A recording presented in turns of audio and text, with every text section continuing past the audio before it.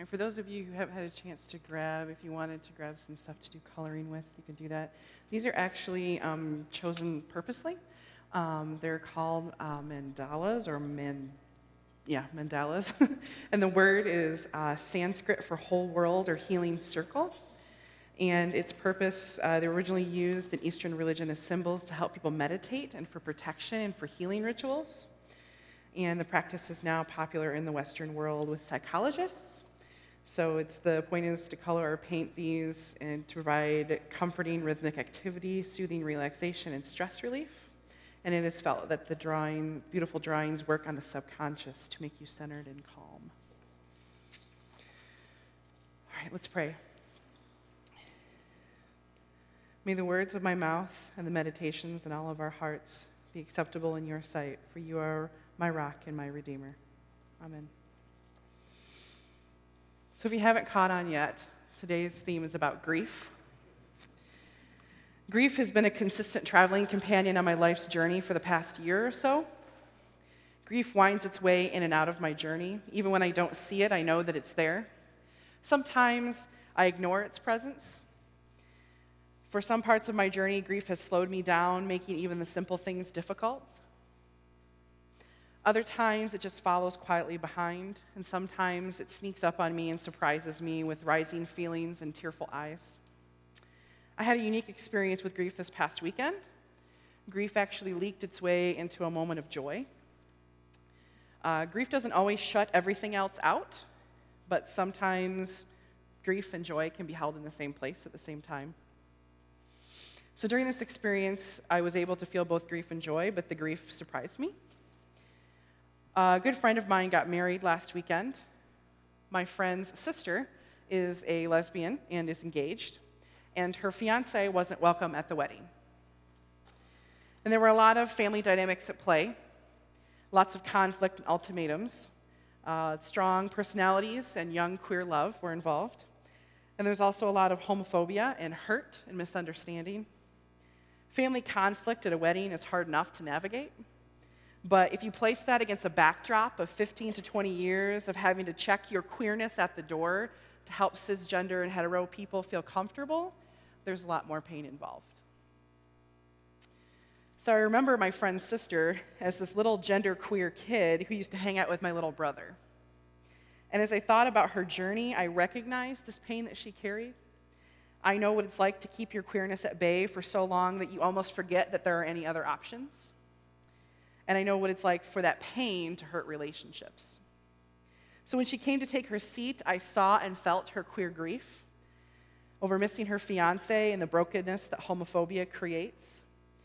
I'm not so sure that anyone else there understood her grief and pain. So even though Isaac and I were already seated, I moved he and I up a few rows to sit with her.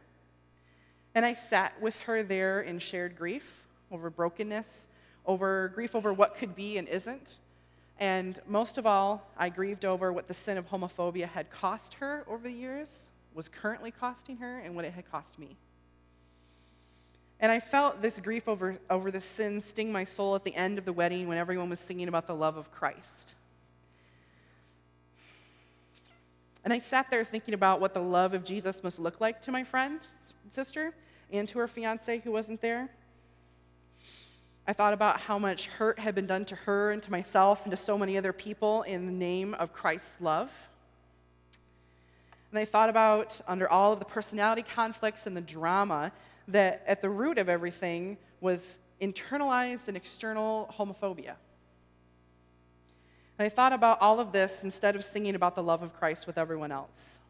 Because too often we are content to sing about the love of Jesus without experiencing it to the point where it transforms us. And I just couldn't take it.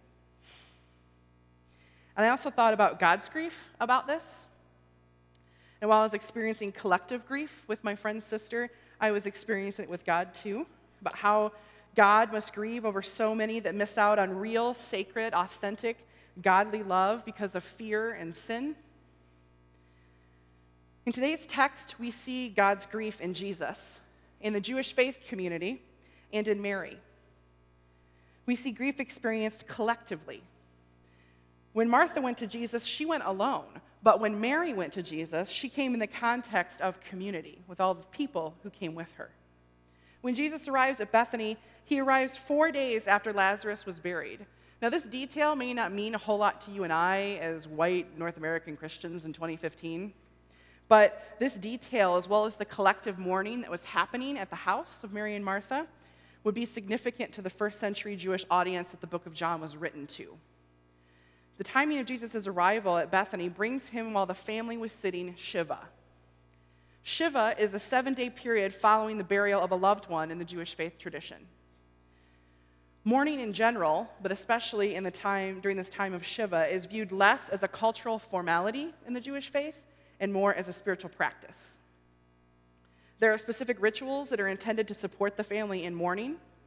The family does not put on makeup. They do not wear perfume or shave. They aren't expected to look presentable. They don't have to cook food or even answer the door. A sign is put on the door so you know that the family's sitting Shiva and you let yourself in with food for the family. Everyone sits on low stools or on the floor because grief's supposed to be uncomfortable. And each night, at least 10 people must be present with the mourners to say a special prayer of mourning. The community is expected to support the family to just grieve. And the community becomes an embodiment of God with us in the practice of sitting Shiva. So even before she went out to meet Jesus, God was present in Mary's grief, because Mary was grieving in community. She sat in collective grief with God incarnate in the flesh of the mourners who sat with her and who went with her to meet Jesus. So notice the differences between how Mary and Martha come at Jesus, even though they ask the very same question. Martha goes out. Mary waits to be called. Martha came at Jesus with her mind. Mary fell apart at his feet. And also notice the differences in how Jesus responds. He speaks to Martha and moves with Mary. All grief is unique to the person who is experiencing it. And God responds to our grief uniquely. We can learn a lot from Jesus' example in this text about how we should sit with other people's grief and respond to other people's grief. Too often, our cultural cues take over when we are supporting someone who is grieving, and we have these phrases that everyone hates but a lot of times use because we don't know what else to say. Like, God won't give you more than you can take. Or God, if God shuts a door, he often opens a window, or something like that. And we offer that because we don't know what else to do a lot of times. And it's not very comfortable to just sit with someone's grief. I can't even say that we're culturally well practiced in sharing grief, because we're really good at ignoring grief. I'm really good at ignoring grief. I know that one of the reasons that I ignore it is because I don't trust people. I don't trust that if I express or share my grief, that they'll be able to sit with it or share it, or that they'll say something about God opening doors and windows, or that they may even dismiss it, or even worse, try to fix it. The Jewish faith community has a specific ritual of sitting Shiva for mourning death that doesn't involve fixing or dismissing grief. We have our own cultural rituals around mourning death too. But what I feel like I lack is, in my own life, is the spiritual discipline of grieving the everyday pain and loss without fixing it or dismissing it. How do I grieve divorce? How do I grieve broken, complicated relationships or my past?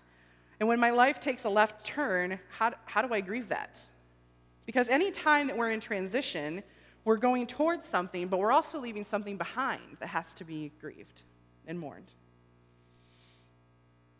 So how do I sit Shiva with life's grief? I'm learning that much of this starts with vulnerability and trust. For me, it started in therapy and then continued when I came here and found comfort in shared grief with people who get it. There were Sundays when it was too much and I didn't want to come here on Sunday mornings, but I could reach out and tell someone that, and they would offer to sit with me in the pew so that I'd show up with my grief. And they'd be present with me so that I could sit with it. And like Jesus in our text, they move with me in my grief. Sometimes my grief comes out as anger, and I'm learning to recognize grief in my body when it's tired and in need of self-care. And the spiritual disciplines that I've learned and leaned into here, even when I don't feel like it, have been transformative for my grieving process. Many of the spiritual disciplines that I've learned here have helped me to provide handles to carry my grief. And I don't know what kind of handles you need to carry your own grief, but I've learned things like listening to music while praying, art, learning to hold space for other people's grief has helped me. And I don't know what your grief looks like, how it weaves its way in and out of your life journey. Maybe you're here today and you brought your grief with you. Maybe you've gotten really good at ignoring and hiding your grief. And I don't know if you're carrying grief over things that you did in your past, or a broken relationship, or the death of a loved one, or divorce, or an estranged child, or years of fear and closeted queer existence. I don't know what you're carrying. One thing I know is that I've learned that being open and accepting my grief in the context of community has been transformative. And all of you have helped me with kind words and touch and understanding and grace to hold space for my grief. Trisha knows when I'm grieving and will often just say, "I see you." That's all she says. And that words like that and other things have helped this collective space for grief be a space where I can bring Jesus into my grief, like Mary did. In the text, this collective grief that Jesus witnesses and shares in calls Jesus to Lazarus' tomb. It calls him to the dead, smelly place that is causing grief. And he asks to be invited into the source of the pain. Collectively, the mourners say, "Come and see." So when we mourn together and we share space for grief, we collectively invite Jesus into those dead and smelly places. So when we do that collectively, we invite God to come and see.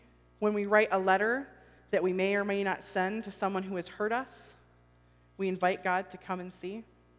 When we write a letter from our current redeemed selves to the shadow selves of the past, we invite God to come and see. And when we hold someone or when we love someone in grief, we are inviting God to come and see.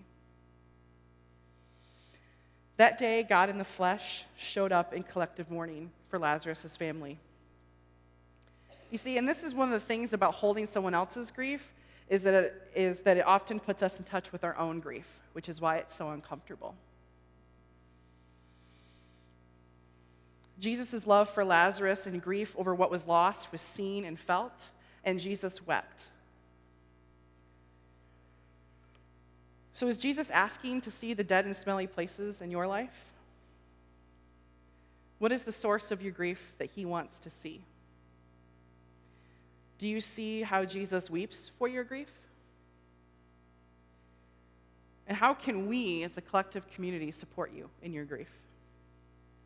And how can we provide brave space for you today? So maybe you're here today with your grief, and you need someone to sit with you. Maybe you're here to sit with other people's grief and to hold space for them. So we want to give you an opportunity to sit and to hold. Trisha and Kate are going to come forward, and they're going to be available to pray with you if you would like. Or lay hands on you if you would like. So you can come forward to pray while we're singing the next song. But maybe you're not ready for that. Maybe you just want to stay where you are and sit with your grief, or hold the hand of the person next to you. But maybe you're not grieving today. Then I would ask that you pray or send healing and light, or just hold space for the grief in the room this morning. Tom is going to lead us in a song, and you can listen, or you can sing, or you can pray. You can do whatever it is that you need to do.